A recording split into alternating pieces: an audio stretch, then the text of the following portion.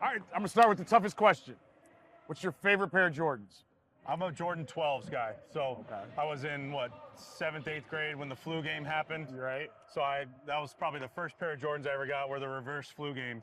So you're at the right age, though, now where everybody's wearing them. Yeah. What's your favorite pair to wear with a uniform now? Oh, man.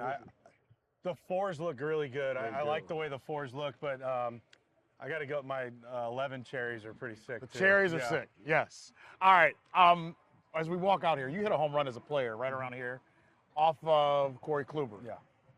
What's your thought of this ballpark now that you're the manager of the team compared to what it was when you came in as a player? Yeah, I mean, coming in here as a player, you're in downtown Cleveland, you got the casino. I'm not a big casino guy. Right. I like the fact I could just walk to the field, but you don't get to experience the visiting cities the way you do when you live here. And now, like, living here, coming here every day, this ballpark is so beautiful. And the nuances with the high wall, low wall, the bullpen stacked, the corner, it's just, there's so much atmosphere here in Cleveland. It's completely different now. I love this place. What's the one thing you've learned that you didn't expect before you became a manager? That I'm not going to have any time for me throughout the day. It's one of those things as a player, you're here working all day, but you can find pockets of 15, 20, 30 minutes to where if you need to just go hide or you can go do something, you can go do it. I don't have that luxury anymore. I'm always working. So that was like the biggest difference for me is like what my time is not my time anymore. And that's fine, but it was definitely something to learn. All right, as we were out by the bullpen, that 1 year as a bullpen coach in Seattle, some people will go, oh, he was only doing that for a year. But as I've talked to you and I've talked to other people, they feel like that 1 year was huge for you because of all the nuances that go on out here. What are some of those things that you learned about baseball that out here that you didn't know being behind the plate there? Yeah, I mean, I think as a catcher and then being a backup your last 4 years playing, you kind of become a quasi-player coach. And I felt like the one area I had no experience was what's it like to sit in a bullpen for a full year? You're isolated from the team. You are your own team out here. These guys have no clue what the energy in the dugout's like, and especially as a bullpen coach. So I got to learn that, how to be on an island and be okay with it as a completely extroverted person who wants to be involved. But also, what do these guys talk about during the game? Like, how are they locked in? What are the things that they complain about? What are the things they like? And that's really, I learned how to manage a bullpen by being the bullpen coach. And Scott Service allowed me to do a lot of things with him and have some say in that. And really, I adopted a lot of the ideas I use now to manage the bullpen because I know what makes those guys upset and what doesn't. We're playing Baltimore right now. You know Ramon Laureano, you've managed him, you played with him. I'm using him as an example.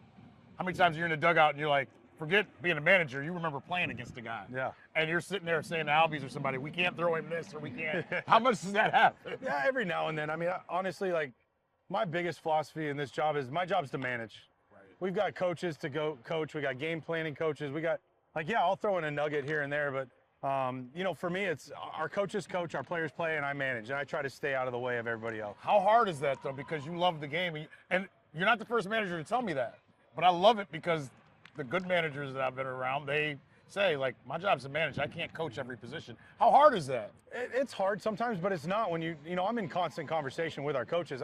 The way I like to look at this job is 10% of the time, I've got to put the managerial hat on and go make a decision and do that. 90% of the time, I'm a teammate.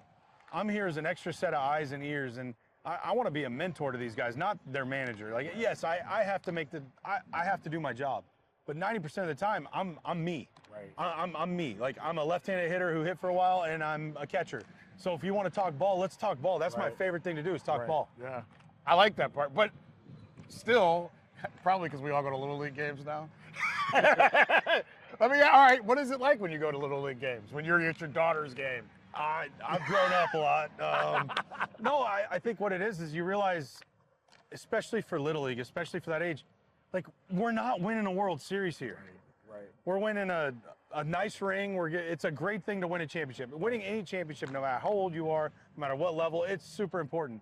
But they're learning different things at every age. It's like I tell Alyssa is the assistant coach. We're both assistant coaches on my daughter's team. And I talk with the head coach. Our goal every year is to have 15 girls that want to play softball again next year.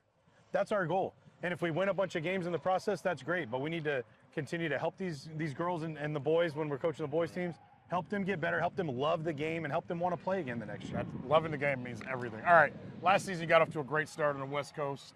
And I'm not going to be one of those people to say, oh, you had an easy season. You had things that were tough. but you win the manager of the year. I know that's in the past. You get to the ALCS, all these great things. And I had like somebody in my family go, man, Vogt's getting pushed this year.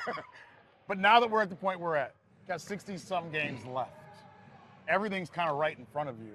What's your message to fans and to your team about where you guys stand with 2 months to go? Every year is going to be different, no matter what it is. And I think, anybody who says last year was easy wasn't around. Right. You know what I mean? So every year is going to have different, complications, different troubles.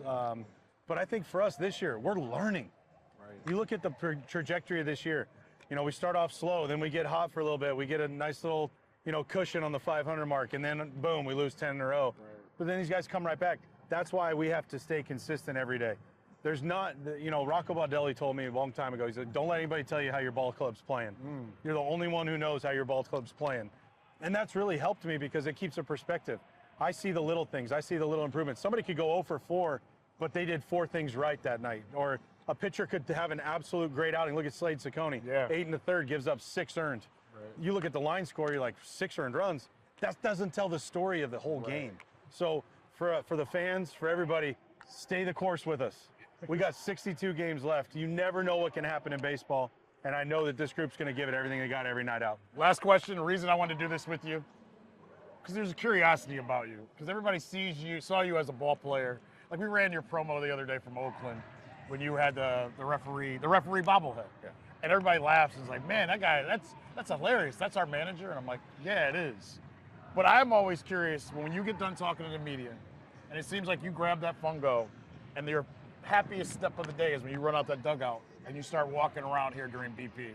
What are you trying to accomplish in BP when we see you walk around this track to your players? Well, first of all, once I get out on the field, no one can bother me. I get to go choose where I want to go. So I'm not sitting in my office, but this is the time where everybody's relaxed. Everybody's out here. We're in a big league yard. I love this vantage point. I never get this vantage point. Right. I never, like as a catcher, my back was always to the stands.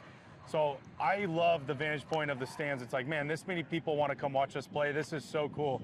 I never took that for granted as a player. I still don't. And I get to be out, listen to some good music, watch our guys hit.